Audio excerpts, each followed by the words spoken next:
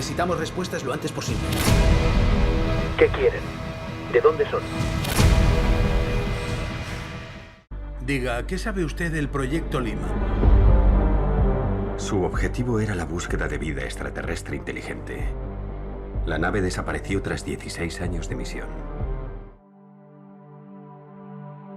La vida busca a la vida, decía Carl Sagan.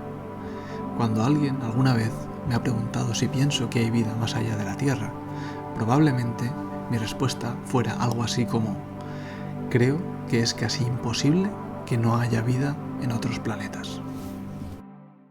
Pues bien, debo pediros disculpas. En primer lugar, esa respuesta estaba sesgada por mi profesión. Me dedico a la búsqueda de planetas extrasolares. Y soy consciente del abrumador número de planetas que existen en nuestra galaxia y de cuántos de ellos se parecen a nuestra Tierra. Así que, si en la Tierra se ha podido desarrollar la vida, ¿por qué no iba a poderse desarrollar en otros de esos mundos? En segundo lugar, la primera palabra de esa frase, creo, no es aceptable en ciencia. La ciencia no es una religión, no se basa en creencias, sino en hechos que podamos probar. Los científicos, por tanto, no debemos creer, sino plantear hipótesis y estudiar su viabilidad. Y esa pregunta que me hacéis, ¿qué os hacéis?, es la pregunta por antonomasia que se ha hecho la humanidad a lo largo de su historia, y se resume en dos palabras: ¿estamos solos? En el capítulo de hoy os voy a dar algunas claves de qué hechos y factores pueden decantar la respuesta a esta pregunta hacia uno u otro lado de la balanza. Vamos a por ello, dentro intro.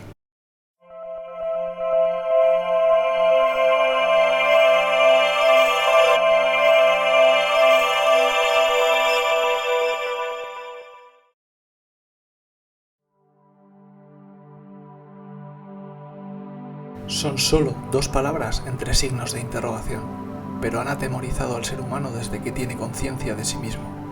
El vértigo que produce cualquiera de las dos posibles respuestas a esta pregunta ha sido estudiado durante siglos por filósofos y pensadores. De un lado, saber de la existencia de otras formas de vida inteligente sería el mayor descubrimiento de la humanidad. Saber que no estamos solos en este planeta, vagando a miles de kilómetros por segundo en un espacio inmensamente vacío, sería cuanto menos reconfortante. Pondría a la humanidad frente al espejo de la vida y nos haría inmensamente humildes. Y de repente no seríamos especiales, solo uno más de los muchos mundos donde la química ha derivado en biología. Las implicaciones de una respuesta afirmativa a esta pregunta agitarían todos y cada uno de los aspectos y acciones de nuestra vida, desde las más trascendentales como la religión o la filosofía, hasta las más prácticas como la economía. Pero, ¿y si realmente estamos solos? ¿Y si los procesos que nos han traído hasta aquí son tan estocásticos, tan aleatorios, que las probabilidades de que ocurran son prácticamente nulas? En ese caso, la soledad sería tan abrumadora, tan infinita, que se me vienen a la cabeza dos pensamientos básicos. En primer lugar, y después de todo, sí seríamos especiales. Pero entonces, ¿por qué aquí? ¿Por qué nosotros? La segunda implicación básica sería la responsabilidad universal del ser humano como protector del único reducto de vida en el universo conocido. Como única especie inteligente, de las 50.000 millones de especies que pueblan nuestro planeta, la única consciente de su propia existencia, la responsabilidad de mantener nuestro planeta inalterado, de preservar el milagro químico de la vida, sería enorme y probablemente inasumible para una sociedad como la nuestra. Pero la realidad es que la única respuesta que podemos dar a esta pregunta en este momento, y la que yo, como científico, debo dar a quien me la formule, es: no lo sé. Pero espera. No seas tan pesimista, Jorge. Algo sí que sabemos. Vamos a verlo.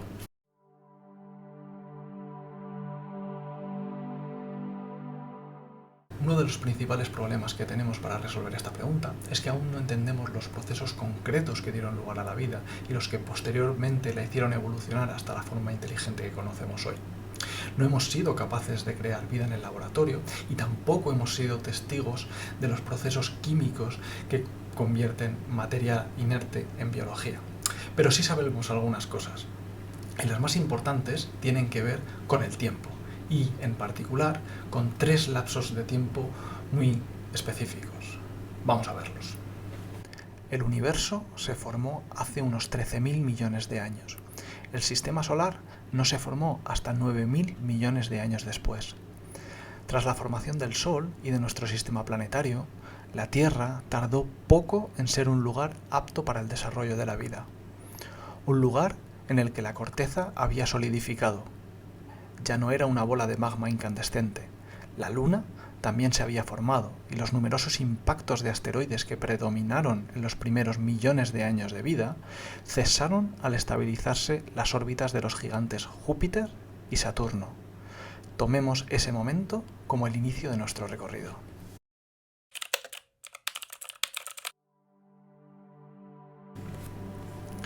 Los estudios fósiles y geoquímicos nos dicen que la vida comenzó a estar presente en la Tierra muy poco después de esa calma planetaria, tan solo entre 300 y 700 millones de años después.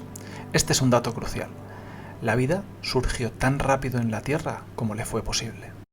Esta rapidez en el surgimiento de la vida en la Tierra podría llevarnos a pensar que la biogénesis, es decir, esa sucesión de procesos que dieron lugar a la vida en nuestro planeta, es un proceso relativamente sencillo y quizás incluso inevitable, de modo que en otros planetas similares al nuestro podría haber ocurrido exactamente lo mismo.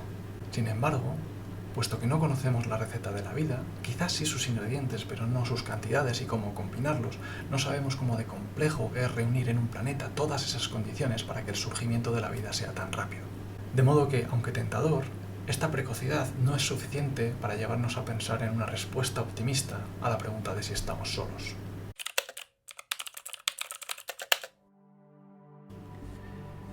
La inteligencia es un factor fundamental en nuestra búsqueda de vida más allá de nuestro planeta.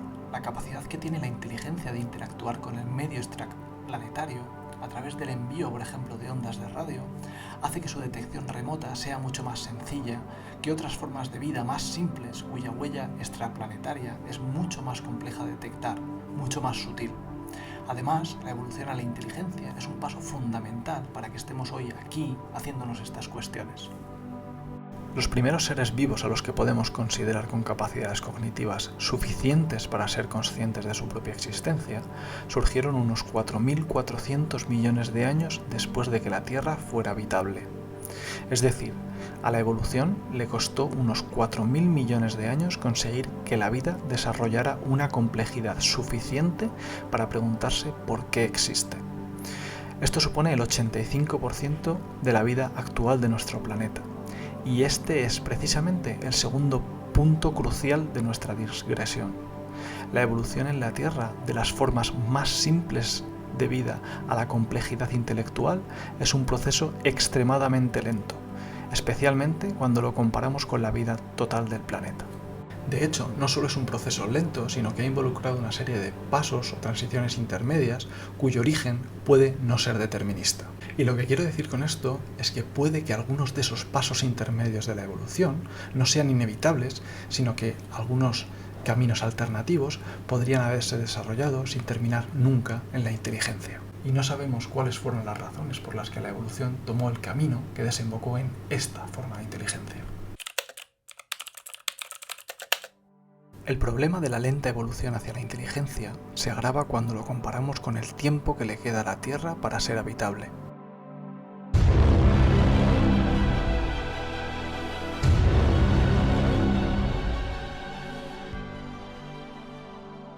Con una edad de unos 4.500 millones de años, el Sol se encuentra ahora mismo en la mitad de su vida.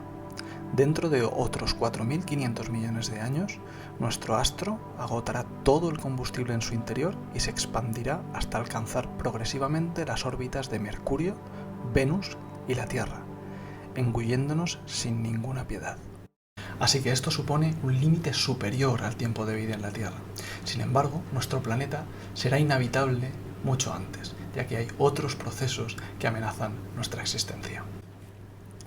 Por un lado, la propia evolución del Sol aumentará progresivamente su brillo, lo cual hará imposible la vida en la Tierra dentro de entre 800 y 1.000 millones de años, 4 veces antes de que nos engulla. Así, la tercera idea con la que debemos quedarnos es que a la Tierra le quedan 800 millones de años para seguir teniendo la capacidad de soportar vida inteligente. Esto agrava el problema de la evolución del que hablábamos antes. No solo es que la evolución hacia la inteligencia haya sido lenta, sino que una vez alcanzada la inteligencia, esta solo tiene otros 800 millones de años antes de su extinción.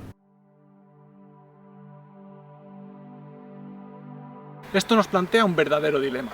Si bien la vida surgió en la Tierra de forma temprana, la evolución a la inteligencia fue muy costosa, durando 3/4 partes del tiempo en el que la Tierra es habitable y dejándonos tan solo con 800 millones de años para pensar en cómo salir de aquí para sobrevivir a nuestro propio Sol. La inteligencia, al menos en nuestro planeta, tiene pocas posibilidades de sobrevivir más allá de lo que le permita la evolución de su estrella. Pero aún así, otras amenazas internas, como el cambio climático provocado precisamente por esa inteligencia, podrían extinguir la vida macroscópica mucho antes. ¿Es entonces la inteligencia autodestructiva? ¿Es el tiempo de evolución de la inteligencia demasiado largo para darse cuenta de que es ella el factor limitante? ¿Y es esta la razón por la que aún no hemos podido contactar con otras civilizaciones, si es que las hay?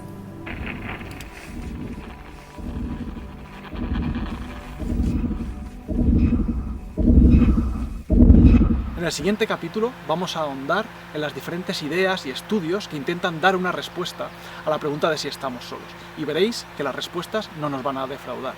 Hasta entonces, no dejéis de pensar, leer y soñar. Soy Jorge Lillo Vox y esto es Mundos Lejanos.